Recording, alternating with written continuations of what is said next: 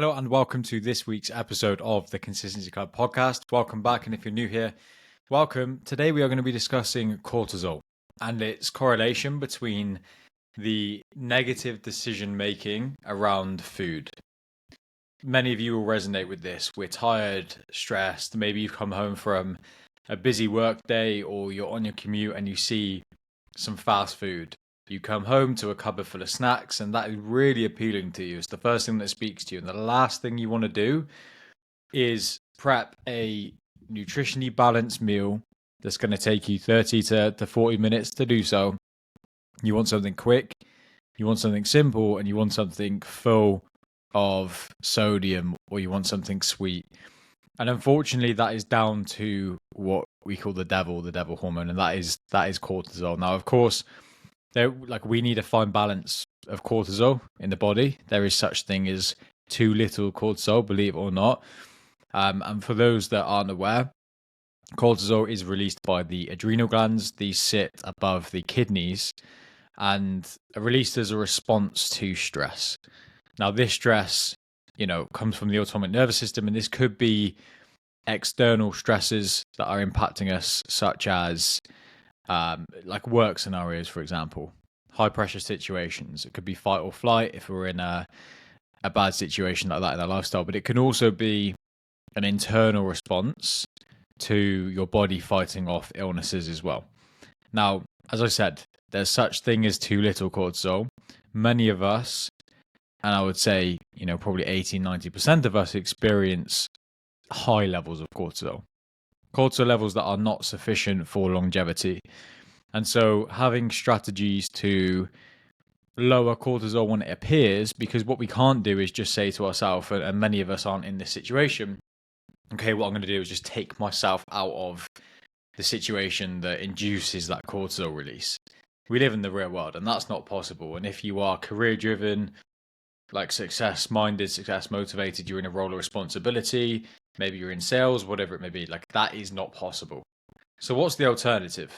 Okay, and the alternative is to seek strategies to help you better understand, one, you as an individual, like what induces that response for you, and two, how can I manage it? And we're going to start to see holistically, as I guide you through this conversation, how everything compounds. And what I don't want to do is, be someone who sits in front of a microphone, in front of a camera, and goes, you need to work out X amount of times a week. When you're stressed, go find the gym, go for a run, and all that kind of stuff. Like, this is great, but we do live in the real world, right? So a lot of these practices and principles are becoming mainstream now, which is brilliant, thanks to people like, Andrew Huberman, etc., who are preaching the ability and the habit and the routine system that's going to help you lower cortisol and the effect on the body. So it's just about implementing some of those and like drawing a line and creating a line in the sand as a starting point initially, because a lot of people, we tend to listen to podcasts, we tend to look online, we tend to Google search, find stuff on social media. We onboard all of this information before actually taking a jump and actioning anything. And that's the one thing, the one takeaway that I'd like you to take from this week's podcast here. Like, pick something that resonates with you in terms of a strategy to lower cortisol and go and implement it. Now, to bring it full circle into the link with nutrition, unfortunately, like studies show, when cortisol levels heighten, we crave the fast foods, the bad foods, foods full of sodium, foods full of sugar. That is never, ever going to change. So first of all, it's being aware of it. Like being aware that is a natural response that everyone gets. That's not just unique to you. It's not just because you've had the busiest work day out of anyone. You're not special in that sense. Everyone fights it. It's still a decision to whether you're going to give into it or not. And that's really important, to have that feedback system in your own mind to say, like, separate yourself from your cravings, your feelings, and understand that, like, you can register them. Okay, they're there. Understand why they're there, reflect on why they're there, and then make a decision against them. That's where real growth comes. Now, I'm not like by all means telling you to suck all the joy out of your life and never get some convenience food when your life permits. But the truth is, we must lower our cortisol levels and we must make better nutritional decisions be it on the road when we're out of routine or even when we're in routine, if we want improved longevity. If we're interested in optimizing as an individual, improving our health, higher performance, be it in a corporate career, your business, or even at home, like how you are to be around as a person, all of these things stem from the foundation of us as an individual. That is our health and our daily energy. And if you can't tick both of those boxes and say, yes, I'm doing everything I can in those areas, then you must reflect and start to think, okay, what should I be doing? Now, let's talk about a few simple responses to elevated cortisol or stress in your life and ways in which you can combat that. First and foremost is breath work. Breath work it's such a hack, and it's becoming mainstream now, which is brilliant, and it's great to see. When I first, heard about breath work and was considering implementing it and considering implementing it for my clients as well, of course, tried it out. Okay, I'm going to give it a go. And my mindset was like, I'm not sitting in a room by myself doing this deep breathing or learning these breathing techniques to do even like when I'm in public, etc. Like it's just not me, which is fine until you realize the impact that it has. And the first couple of times that I executed on breath work, I started to realize, one, the immediate, like in the present, there's a real world benefit, and you feel it there, you feel it then, and it serves you for the rest of the day. And that should tick a box for a lot of people, because we are in a society in which we want a quick fix. It absolutely gives you that. Also, when tracking my heart rate variability, over time, over the first 2 weeks of me implementing breath work into my everyday routine, my heart rate variability was up about 18%. So just by adding something as simple as, and I was doing 8 minutes a day, all in one go. All right, 8 minutes a day, my HRV, heart rate variability, improved by 18%. Like, that's incredible in 2 weeks. So you're actually training your body, you're tricking your body to recover faster. You're improving your heart rate variability. If you scaled that improved heart rate variability over the next 10 years, the impact on my personal heart health and longevity moving forward is like, that's huge. And that shouldn't be, laughed at or sniggered at because you don't want to do breath work or you're uncomfortable doing it. Like, I urge you to give it a go, because I was that person. Before I started preaching it to my clients, like, I was absolutely that person. And it's, wholeheartedly, it's changed my health markers first and foremost for the good, but also I now understand how to utilize it to combat cortisol levels. So if I'm ever in a high stress situation, I've got a lot going on in my business, for example, whatever life throws at us, I mean, you guys are the same, I take a time and implement some breath work. Now, there's hundreds and hundreds of apps out there these days to help guide you through that process, like be it a 3 minute, a 5 minute, a 10 minute, depending on how much time you have. I mean, if you're in public, you're not going to be wanting to do like Wim Hof style breathing, but you can elongate your exhales, make them longer than your inhales, hold breaths, hold the exhale as well. There's loads of strategies that you can use even when out and about, so you don't look like a psychopath, that can really help you. So that's one, is find a breathwork strategy and technique that works for you and give it a go, because from the first time that you try it, it will have an impact. Secondly, and of course it goes without saying, is exercise. And again, when I talked about earlier, the compounding effect of training, nutrition, high stress, like all of these things are linked, from sleep, from energy levels, all of them, they just compound.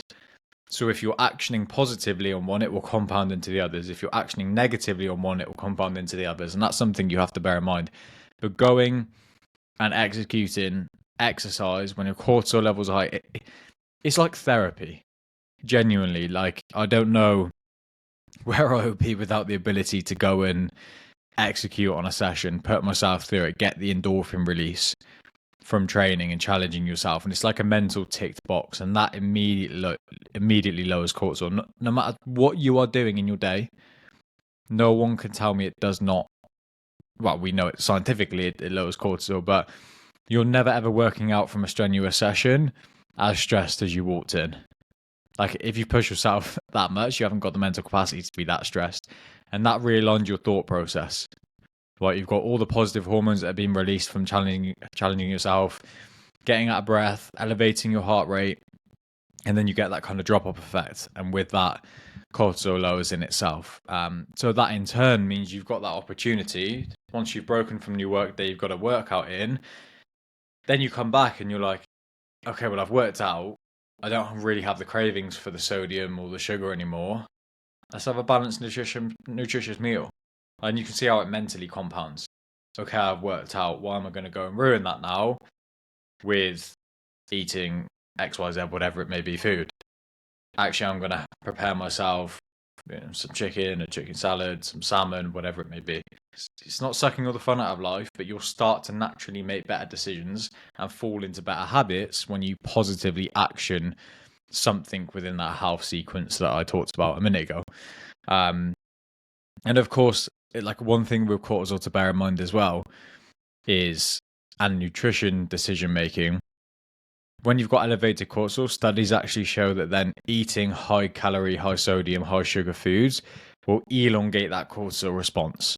So not only are you stressed, you then make a poor decision because you are stressed for like a little bit of instant gratification, some nice food, and then that stress response is elongated. So you increase the amount of time you're feeling that stress for. So like when you reflect on it, and if you could look at your internal systems that are going on and see the process as you go through that decision, I don't believe anyone would ever make that decision ever again. But unfortunately, again, we're looking for the easy way out and the quick way out all the time. And I say this from a position of like, I'm not saying I'm better than anyone else. I still make poor decisions. And there's times in life, absolutely, where, be it on the road, a commute, with your family, like that quick convenience fast food, high sodium, high sugar food is brilliant. Like, build it into your life.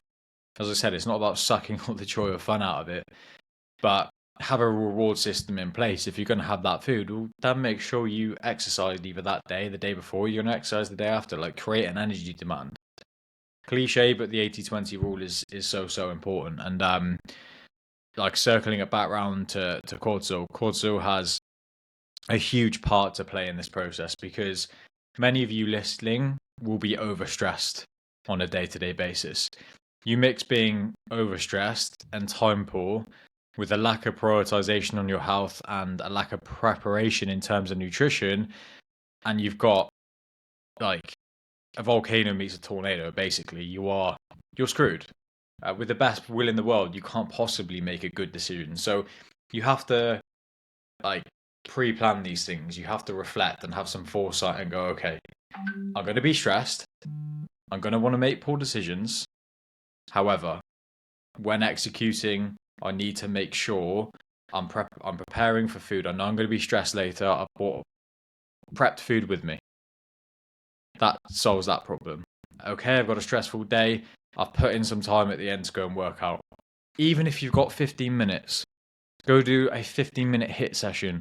Jump on a bike, Stairmaster, 15 minutes. Jump on a bike, 15 minutes of moving through the heart rate zones of interval work.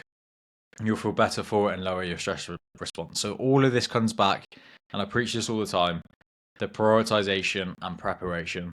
You likely don't have the ability, unless you're at retirement age, to drag yourself out of the situation which induces the cortisol response. So it's on you to implement a system that helps you, one, lower it, and two, when it's there, be prepared and make better decisions around it. And actually not relying on decision making. Like, make the decision before you get to that point.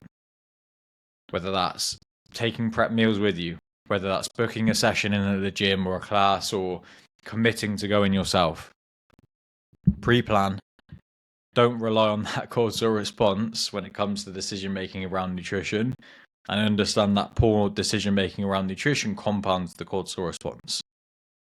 So you bear those two things in mind, and you will naturally be in a much better position when it comes to nutrition and making smart choices. So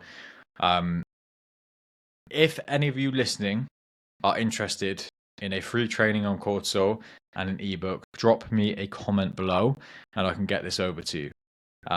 It's something that goes overlooked.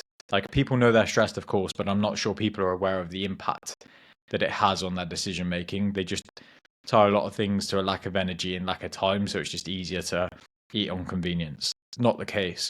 There is a hormone at play that is trying to trick you into making the decisions. So reference that every time it occurs. Pre-plan, nutrition wise. Don't rely on yourself making a decision in a high stress state, because, as I said, with the best will in the world, we're not going to make a good one in that situation.